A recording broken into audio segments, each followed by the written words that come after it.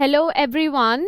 तो चलो आज हम फिर कुछ नया इंटरेस्टिंग डिस्कस करते हैं आप सबसे। तो जैसे कि हम बहुत दिन से देख रहे हैं कि हम कभी यूपी बोर्ड, कभी सीबीएसई बोर्ड, कभी हरियाणा बोर्ड, कभी एमपी बोर्ड, तो कभी बिहार बोर्ड, सभी बोर्ड्स अपने स्टेट वाइज अपनी जो डेट शीट्स हैं, सबके एग्जाम्स आने वाले हैं और सभी 10th और 12th क्लास के बच्चे सिर्फ इसी चीज़ के वेट में बैठे हुए हैं कि कब उनकी डेट शीट आएगी और कब वो एग्जाम्स के लिए प्रिपेयर करेंगे।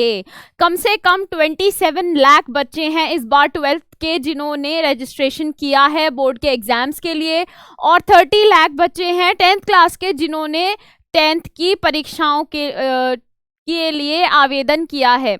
ठीक है, तो इस बारी इतने सारे बच्चे 27 और 30 लाख बच्चे जो हैं वो बेसब्री से इंतजार कर रहे हैं डेट शीट का। बिहार बोर्ड की डेट शीट जो है वो आ चुकी है और बाकी के डेट शीट के हम आपको साथ के साथ अपडेट्स भी दे रहे हैं। तो अगर मैं बात कर लूँ यूपी बोर्ड की, तो बच्चों यूपी बोर्ड की डेट शीट्स अभी तक नहीं आई है, लेकिन आपकी तैयारी के लिए एक टेंटेटिव डेट शीट मैं आपको बताने वाली हूँ और ये भी बताने वाली हूँ कि किस दिन आपकी डेट शीट आएगी, किस दिन आपको किस तरीके से तैयारी करनी है। तो इस सारी बातों को अलग छोड़ के इन सब चीज़ों के बारे में बाद में डिस्कस करते हैं। पहले हम डिस्कस करते हैं कुछ और जो कि इम्पॉर्टेंट है।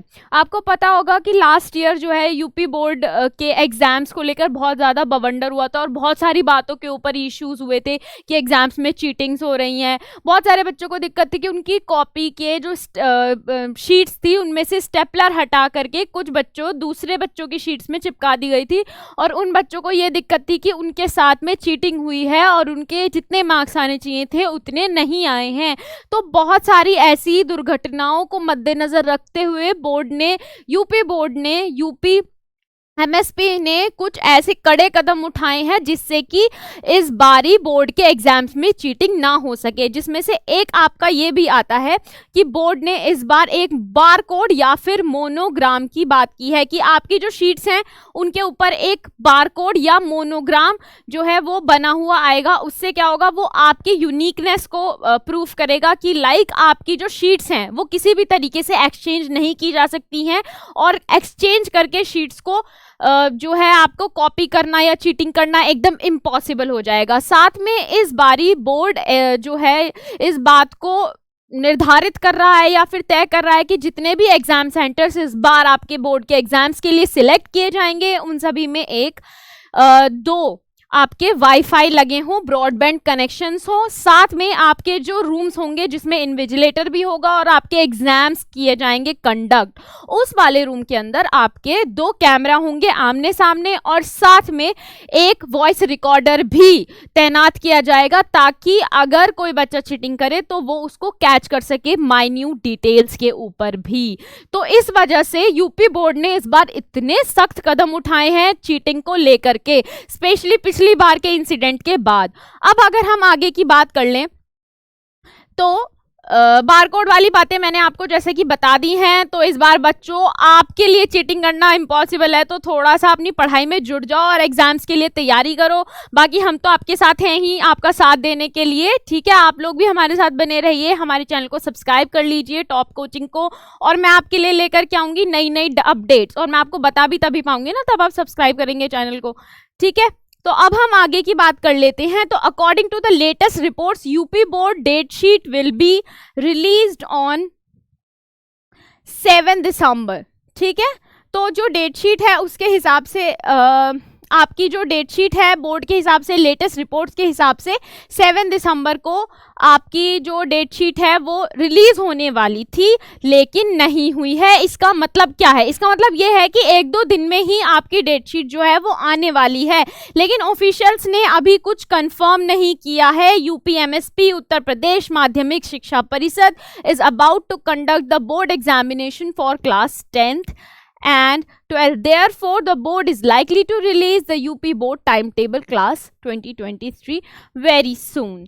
तो मतलब आपकी डेट शीट मतलब आपका टाइम टेबल जो है वो जल्दी ही रिलीज होने वाला है। ठीक है, और मैं आपको एक और बहुत ही इम्पॉर्टेंट और महत्वपूर्ण बात ये बता दूं कि इस बारी जो बच्चे हैं उनको फरवरी और मार्च में एग्जाम्स को कंडक्ट कराने के लिए बोला गया था, लेकिन सभी बच्चों का ये कहना है कि नहीं, अप्रैल और मार्च में इस बारी एग्जाम कंडक्ट कराए जाने चाहिए। ठीक है, और इस बारी जो आपके एग्जाम होंगे यूपी बोर्ड के वो आपके मार्च अप्रैल में ही होंगे हर बार की तरह। अब हम अगर कुछ आगे की बात कर लें और हम एक टाइम टेबल की बात कर लें। टाइम टेबल आपका वो टाइम टेबल होता है जो कि मतलब आपका बोर्ड ने अभी तक रिलीज नहीं किया है, लेकिन कुछ सूत्रों के आधार पर, कुछ सोर्सेज के आधार पर, कुछ अलग अलग जगह से इंफॉर्मेशन के आधार पर हमने क्या किया है, हमने कुछ आपकी जो डेट शीट है उसको एक जगह पर मतलब उन सब सोर्सेज से लेकर के डेट शीट बनाई है हमने अपने सूत्रों के हिसाब से। तो आप उसके हिसाब से अपना टाइम टेबल बना करके तैयारी कर सकते हैं ताकि आप लोगों के लिए थोड़ा इजी हो, इसलिए हमने ये सब कुछ किया है। ठीक है, तो हम इतनी मेहनत करते हैं किसके लिए करते हैं, आप लोगों के लिए ही तो करते हैं। ठीक है, तो अभी हम आप लोगों से वो टेंटेटिव डेट शीट मैं आपसे शेयर करती हूँ। आप लिंक में जाकर के पीडीएफ भी उसकी डाउनलोड कर सकते हैं। और उस डेट शीट की हमने सिर्फ बोर्ड की तो डेट शीट बनाई ही है और साथ में हमने उसमें प्रैक्टिकल एग्जाम्स और साथ में कंपार्टमेंट एग्जाम्स के लिए भी बनाई है। ठीक है, तो आप लोगों को बिल्कुल हमारे होते हुए परेशान होने की ज़रूरत नहीं है। ये सब तो आपको पता ही है कि आपका जो एग्जाम है थ्योरी और प्रैक्टिकल का होने वाला है। मोड ऑफ एग्जामिनेशन आपका ऑफलाइन है। पासिंग मार्क्स आपके 33% होने वाले हैं criteria as per every year. और आपकी जो डेट शीट है वो जनवरी से दिसंबर में रिलीज हो जाएगी। मतलब आपकी डेट शीट बिल्कुल आने वाली है बच्चों, बेसब्री से इंतजार जो है वो तुम्हारा खत्म होने वाला है, ज़्यादा टेंशन मत लो। और अगर हम यूपी बोर्ड की एग्जाम की बात करें तो मार्च से अप्रैल में आपके एग्जाम्स होंगे। अब मैं आपसे बात डिस्कस कर लेती हूँ ये डेट शीट। ठीक है, अपने सेशन को खत्म करते हुए मैं आपसे ये डेट शीट एक बार ही डिस्कस कर लेती हूँ ताकि आप लोगों के लिए भी अपने एग्जाम्स को लेकर जो इतनी सारी कंफ्यूजन्स हैं वो सब जो है आपकी कम हो जाए। ठीक है, तो हम सबसे हमारी जो टेंटेटिव डेट शीट है उसके हिसाब से, ये तो नहीं हो रहा, हमारी जो टेंटेटिव डेट शीट है उसके हिसाब से हमारे एग्जाम्स 24 मार्च से हमें लग रहा है कि स्टार्ट होंगे। ठीक है, मतलब थर्सडे से 25 मार्च, 26 मार्च और 28, 29 ये 5 दिन की हमारी टेंटेटिव डेट शीट के हिसाब से आपका एग्जाम होने वाला है। और आपके एग्जाम्स जो है वो 2 शिफ्ट में होंगे, एक मॉर्निंग शिफ्ट में होगा और एक आपका नाइट शिफ्ट में होगा।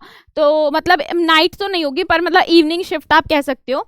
तो सुबह 10 से 11 की आपकी एक शिफ्ट होगी, सुबह 10 से 8 से सुबह 8 से सुबह 11, और एक होगी आपकी शाम को 2 बजे से 5 बजे की शिफ्ट।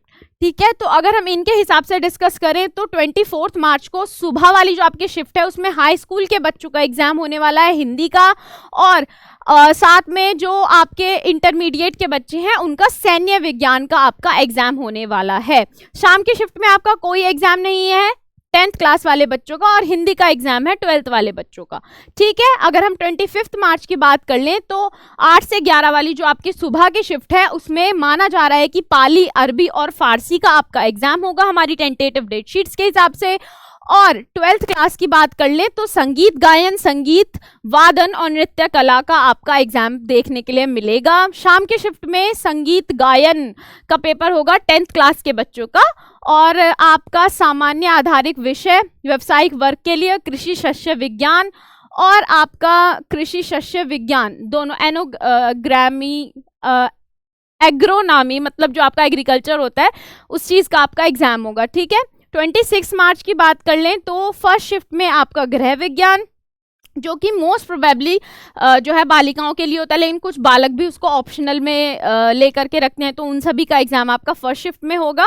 और आपका जो लैंग्वेजेस का पेपर होता है वो आपका होगा, मतलब जैसे बहुत सारे बच्चों के पास, हम यूपी बोर्ड में ज़्यादातर बच्चों के पास हिंदी होगी, तो आपका इंटरमीडिएट में हिंदी का एग्जाम यहाँ पर होगा, कंडक्ट किया जाएगा। ठीक है, और शाम की शिफ्ट में 10th के बच्चों का कोई भी एग्जाम नहीं है। 26 मार्च को लेखा शास्त्र मतलब अकाउंट्स का आपका एग्जाम होगा।